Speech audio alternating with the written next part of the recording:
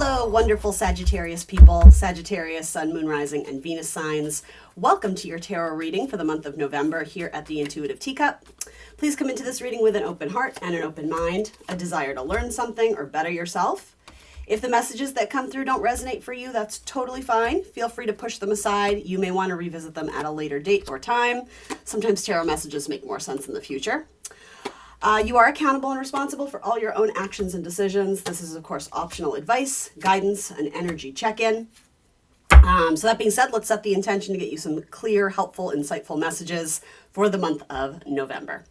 Last thing, I highly encourage you all to check out your rising sign for this reading. Go to astrocharts.com, put in your birth info. It'll generate a chart for you and it'll show you the ruler of your first house. That is also your rising sign. So this reading is going to be more geared towards Sagittarius rising, but of course anyone is welcome into this reading, including Sagittarius, sun, moon, etc. All right, here we go. So coming up in your first house of self-identity, how you're presenting this month, you have the Eight of Cups. The Eight of Cups is about emotional detachment and pursuit of things that are more fulfilling. So that might be sort of a major theme, feeling like you're just getting the pulse that there's something else out there for you and that more needs to be discovered. And I always say with the Eight of Cups, eights in tarot are all about liberation and freedom. So freeing yourself maybe from some sort of emotional connection or even maybe burden that at one point in time served you, but it's just like it served its purpose. Now that doesn't always mean abandoning something or someone entirely, but it is being able to distance yourself from it in a way where you don't necessarily feel as responsible or guilty or burdened by it, so that you're allotting yourself extra time and space and energy to pursue bigger and better things, or keep, moving on track with your goals, essentially. Let's see, where do we want to start with this? I guess let's start with Mercury's going to be moving into Sagittarius, kind of midway through the month, I believe. So you're going to be talking about yourself a lot more, which is actually excellent energy for selling yourself, right? Going on interviews, being able to have more of an analysis on who you are and what you want. Mercury is the planet that has to do with our mind, our thoughts, our writing, our communication. So some of you may take up some sort of important writing endeavor or writing pursuit. You may be making links and then sort of connections to people that may be able to help you, possibly in a financial way. We'll see. We'll get there. But yeah, there's going to be, I mean this in a wonderful complimentary way, but I feel like Sagittarius is typically a loud sign, right? It's extroverted, it's fiery, right? It's loud and bold and likes to say what it means and means what it says. So when you add Mercury to that, it's like adding a microphone to it. So yeah, go do some karaoke. You will smack the competition. All right, here we go. Sorry, I got sidetracked there. So you have a new moon happening in your 12th house. That is when the sun and the moon are conjunct, essentially, in a similar position, with the Nine of Cups there. So the 12th house is a complex area in life. It's sometimes what's hidden away. It can be things we don't see coming. It can be our blind spots. It can be our self-undoing. But it's very closely related with the sign of Pisces. So with that, there's a huge focus on spirituality, mysticism, things that aren't necessarily tangible, things we don't fully understand, but we just kind of feel. We think of Pisces, it's that mutable water. It's intuitive, it's flowing, it's changeable, it's adaptable. With Nine of Cups showing up here in terms of your tarot card, that seems like it's going to be a very good time for you to start anew on some sort of, I'm going to say the word spiritual endeavor very loosely. I'm doing my ridiculous finger quotes. It is opposed more or less by planet Uranus, which is something revolutionary or different or change up or waking up to something new, and maybe wanting to implement some sort of opportunity that I think could be very good for you in the long term. And it very likely has to do with emotional healing.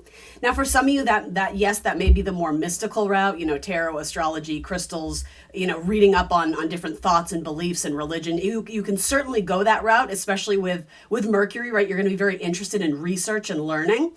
For others of you, though, that can definitely be a greater pull towards something more creative. painting, songwriting, poetry, pottery, whatever. There's 1,000 different types of artists out there. But with a new moon, not everything is going to be clear anyway, right? It's a little bit darker, especially in that house. So I'm not saying there's absolute clarity on how to move forward, but you're starting to get that, again, that feel, that pull, that intuition that this feels like something I want to pursue or something I want to dig deeper into. With Mars headed through, or has already really gone through, your 12th house, there's a lot of action and energy and motivation and charge put into, again, that sector of life. So again, things that you do in private, right? If you're an artist, it's almost like metaphorically like, doing your paintings down in the basement. It's like a sacred space where it's you and your thoughts and your emotions and sort of being able to cathartically work through them. Nine of Cups is an excellent card. So there's something where the universe is like, yes, do more of that. It's going to be good for you. It might even be good for your health. Especially if you guys have had complications in any way with some sort of health project. I don't know why I said project, health issue or matter. It could be that in a more spiritual healing way, you find something that really works for you or something that, again, you want to pursue more of. So with that, there is, let's see. Actually, let's go into happy early birthday, Sagittarius. I would have gotten to it eventually. It just took me a while. Happy birthday, guys. To my Sagittarian sons, anyway. Maybe you're a Sag Sun, Sag Rising. That would be so much Sagittarius. My goodness. Go big or go home, right? So when Mars moves into the sign of Sagittarius, again, that's you, that's feeling more active, that's feeling more empowered, more confident, more motivated, possibly spending time doing more athletic things. Or, Mars is the planet of war, but in a positive way. It's something that you feel very passionate about and you quote unquote want to fight for. So you may have this extra charge, this surge of energy to go after things in your life, to defend your people, to protect this, et cetera, et cetera. That being said, Mars is going to make a complicated interaction with planet Uranus, which is all about, again, shock, reform, doing things different, breaking away, freedom, independence, innovation. It's a good planet for, completely changing things up and doing things just differently. But yeah, ultimately it wants to awaken people, right? So when we mix kind of those fiery energies and that revolutionary energy, this is going to happen in it's going to happen in your 6th house. And I'm wondering if there is going to be some sort of breakaway of maybe like a health routine, or ultimately with the death card, an ending is brought to something here, especially, sometimes for other sides I've been like, oh, you're just completely changing it up. You're shaking it up. You're doing things differently. Ultimately Uranus wants to break away. It wants to start fresh. It doesn't want to be held back. It doesn't want to be challenged per se, because like it does the challenging. Like it's definitely going to be the power player in this dynamic between Mars. Mars can be fiery tempers and anger, so there could be some sort of quarrel or confrontation that ultimately leads to some sort of ending of a habit or a pattern or sort of a ritual or routine that you've carried out. But I don't know, with the Nine of Cups here, I almost think it's protecting your sacred space. It's protecting your energy in some way. And yeah, maybe it's cutting off some sort of commitment you have at work or some sort of responsibility. 6th house has to do with kind of like your everyday work life, your health. Sometimes it has to do with your pets. It's kind of a complicated house. There's a lot to it. But yeah, things regarding your health may come to a sudden halt or a sudden stop. Maybe you have to stop a medication because it's not good for you in the long run. Maybe, I don't know, maybe there's a confrontation with a boss or something and some of your responsibilities get taken away, or, something of the sort. I like the Nine of Cups. I like the new moon energy for you because I think it's going to be a time of, I'm going to say, like, it sounds a little heady, but like spiritual awakening. So trust that this is for your best and highest good. But in the moment, yeah, I would say, watch your temper, watch what you say and do, which is going to be hard for every sign, right? Mercury is headed into Sagittarius for every single one of you. But yeah, there's definitely a need and a desire to speak your mind and not hold back. And with Mars, Mars in Scorpio is very like take no prisoners. It doesn't compromise. And, with this fixed energy happening, Scorpio and Taurus, it's kind of like, someone's got to give, and unfortunately no one wants to. So interesting to see how that's going to play out. Just giving you a little bit of a heads up, a sneak peek. Do with that what you will. So Venus is going to be heading into Libra. There's going to be a lot more communication, a lot more enjoyment, spending time with friends, groups, local communities. If you're in a yoga class, or you play in a band, or you just haven't spent time with friends, Venus is going to be an amazing, beautiful blessing where you feel connected to them again. You're feeling the love, you're feeling the pleasure of their company, you're feeling the joy. And with Page of Swords, yeah, it's even if you are at a distance from friends, it feels like someone's actually going to pick up the phone and spend a good hour on the phone with you. Or, you're going to be texting funny things back and forth, and then it's going to prompt some other conversation. With Pluto, it's almost like the idea of really warm and fond memories coming back up, and maybe even talking about them. Some of you may even watch like old home movies, or old home movies. That's really dating me, but like videos on your phone of that thing you did with your friend like 7 years ago, or, Facebook reminds you of that thing you did with your friends, whatever. For those of you who lent money to friends, it's possible that your friends are going to pay you back. Or very likely, at least part of it, you may receive some money from friends that is long overdue. And I also think there's healing brought to a connection if you've had sort of a sticky point with a friend, or there's just been kind of like a weird, almost like a breakup in friendships or some community.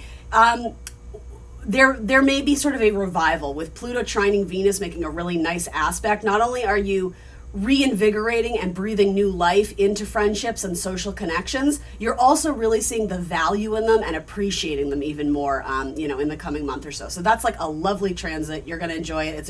It's a great place to have Venus, but not only that, it's a great place to feel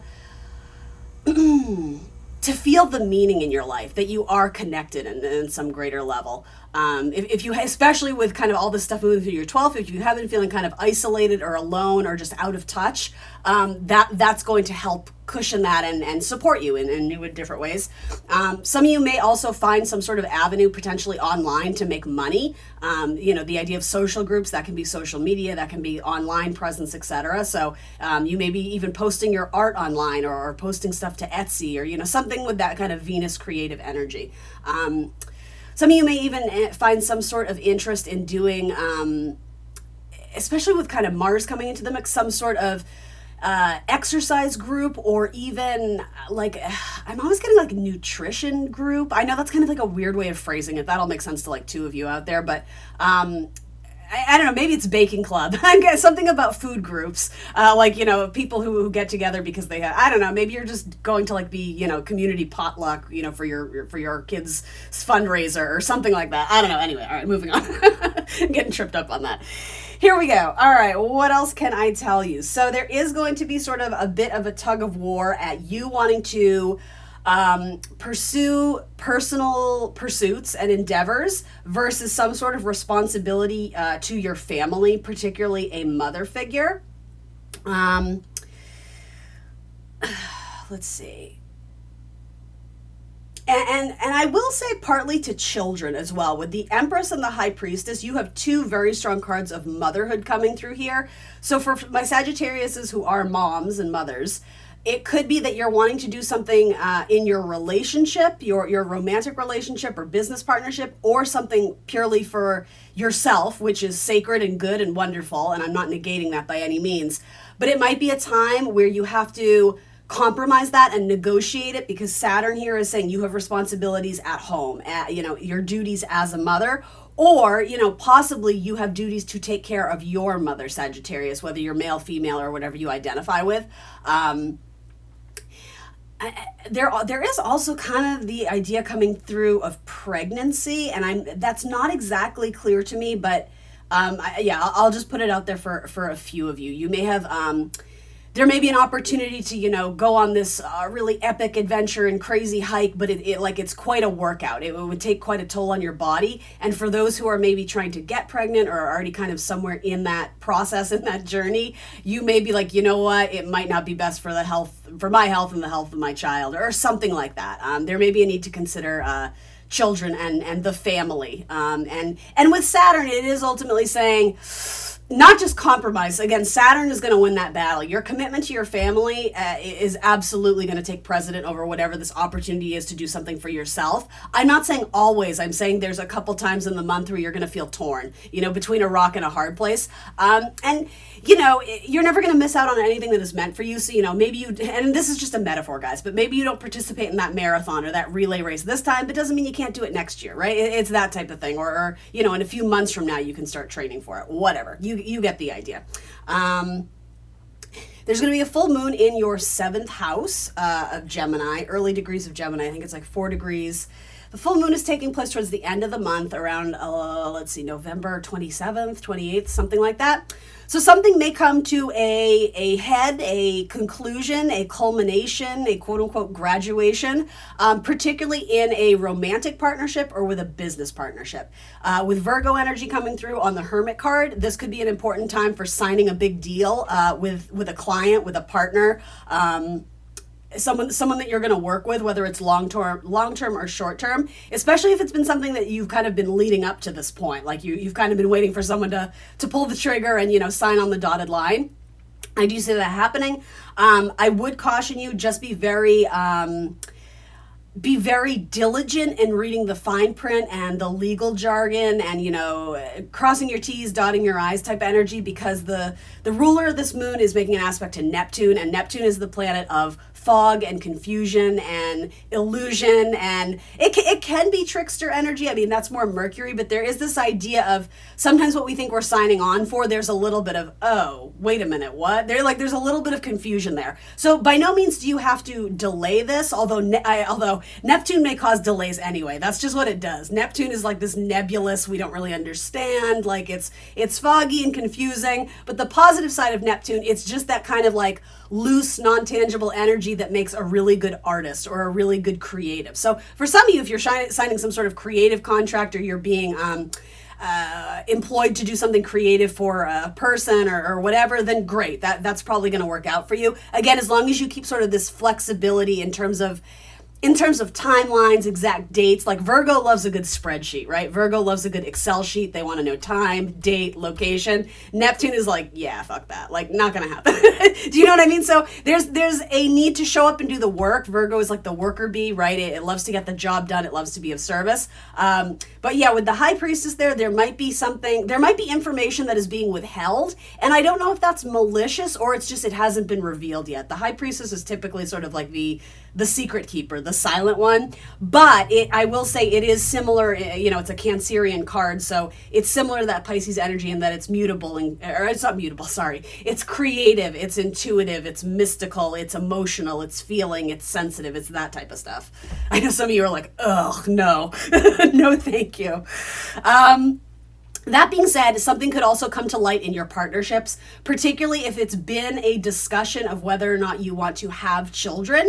You may reach a final point where you decide to move forward with that journey with your partner, whether you are male or female Sagittarius, especially with Mars entering into your 1st house. Mars is ultimately a planet of sex, right? So because it's entering into this kind of relationship realm, full moon, you're seeing things more clearly, you're understanding what it is you want and the future you see in your partnership. And again, with this kind of pregnancy energy coming through in terms of house and family, if you haven't started a family yet and that's something that you're at all interested in, I definitely see this Ace of Pentacles in your house of sex as like planting the seed. You get my metaphor? So if that's not something you're looking to do, I would take the proper precautions. But I do see that being very celebratory and very fun, and maybe it's just the idea of freeing up space.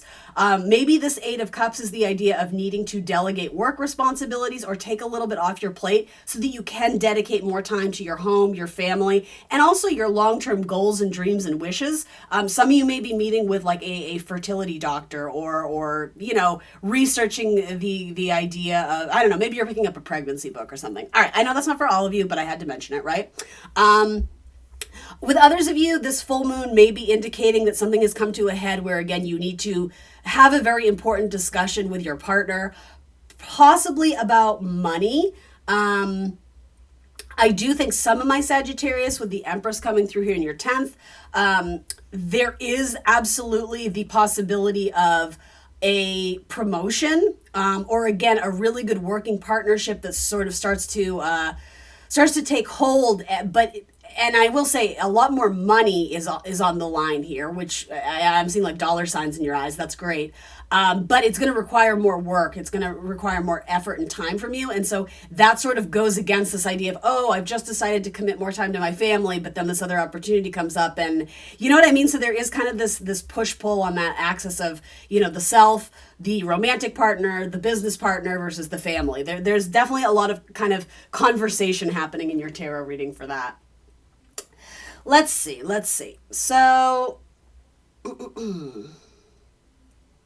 yeah, I definitely see some sort of new joint financial deal. And maybe that's with your romantic partner. Maybe it's making new decisions in terms of how you want to save your money or where you want to invest your money. Others of you, though, it could be that you get some sort of news that you're going to owe money that you weren't necessarily anticipating. And I'm saying that because of the Three of Swords. Something in your financial sector, it requires quote unquote healing or more of your attention to sort of fix a problem in finances. Others of you, it may even have to do, especially with Mars coming through here, overexerting yourself, putting a lot of energy and enthusiasm into something that's quite physical, involving your body. And I never like to predict scary things. That's not what I do here. But with the Three of Swords coming in, it might be like, oh, you sprain an ankle, or you break a leg, or you twist your arm funny, or I don't know what it is. But I think this is saying you have to be extra careful of how you're moving through your life in the coming month.